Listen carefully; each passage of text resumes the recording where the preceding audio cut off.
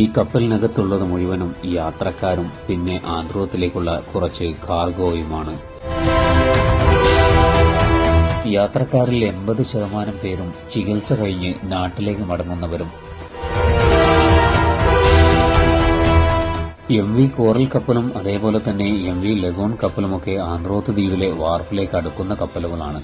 എന്നാലും മൺസൂണിൽ ചില സമയങ്ങളിൽ കാറ്റും കടലും അധികരിക്കുകയാണെങ്കിൽ കപ്പലിന് കടക്കാൻ പ്രയാസമാവുന്നു.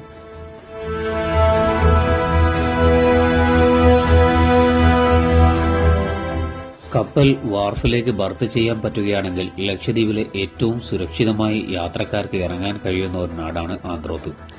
അതേപോലെ തന്നെ വാർഫിലേക്ക് ബർത്ത് ചെയ്യാൻ പറ്റിയിട്ടില്ലെങ്കിൽ ഏറ്റവും സാഹസികമായി ഇറങ്ങുന്ന ഒരു നാടും കൂടിയാണ് ആന്ത്രോത്ത് ദ്വീപ്. കടൽ രൂക്ഷമാവുന്ന സാഹചര്യത്തിൽ ഏറ്റവും കൂടുതൽ